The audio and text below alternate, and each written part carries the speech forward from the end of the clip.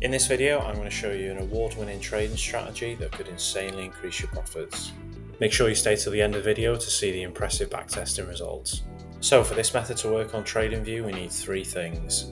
First two are standard EMAs. So if you click up here on the indicators, type in EMA, this is moving average exponential right here.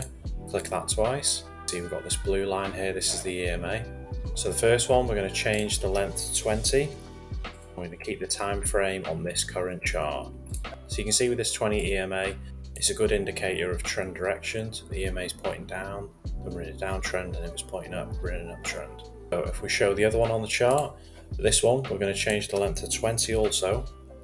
With the time frame, we're going to set the time frame to 1 hour. We can also change the colors on these. For the 20 EMA on the current chart, I've set the style to white, increase the thickness. And then for the 20 EMA with a 1 hour time frame, I've set this one to red. You can increase the thickness as well if you like on that one. So to make this nice and simple, when the white EMA is below the red EMA, we're only looking for sells. Vice versa, when the white EMA is above the red EMA, we're only looking for buys. We do have one more trick up our sleeve that we can add.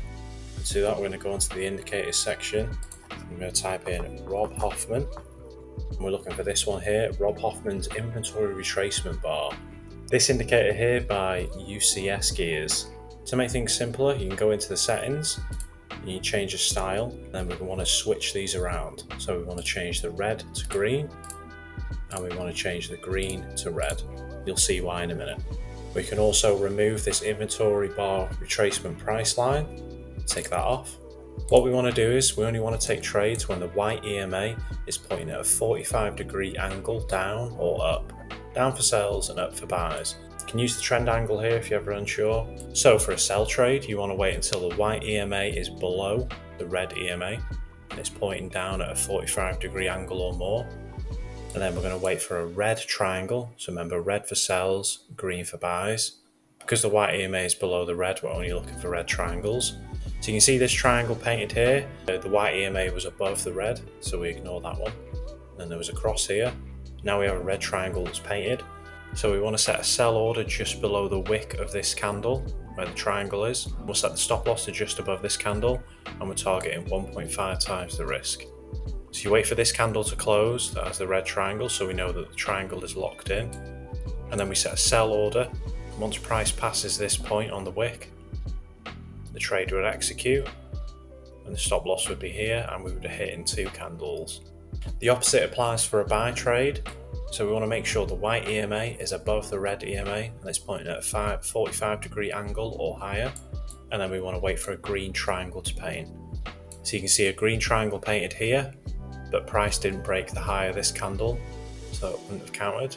And then straight away on the next candle, a new green triangle painted. So we could have set our buy order right above the high of this wick. And on the next candle, this would have triggered. We set our stop loss to the very bottom of the triangle's candle wick. And then we target 1.5 times the risk. This trade did take a little bit longer to hit. You can see it would hit on this candle here. So I'm going to do 1 month's back testing now on this strategy to see what kind of results we get. Make sure you subscribe if you enjoy the content. So I've back tested 1 month's worth of trades on this strategy. You can see that the W's mean wins and the L's mean the losses. Definitely plenty more W's than there are losses here. So you can see this is a spreadsheet for the Hoffman strategy. I've back tested 1 month of this strategy. First trade that we got was on the 2nd of July.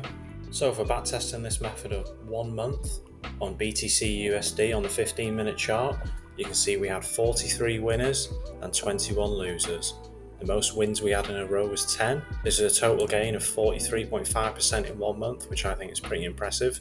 Obviously, different market conditions produce different results, so be sure to always backtest before testing on any live accounts.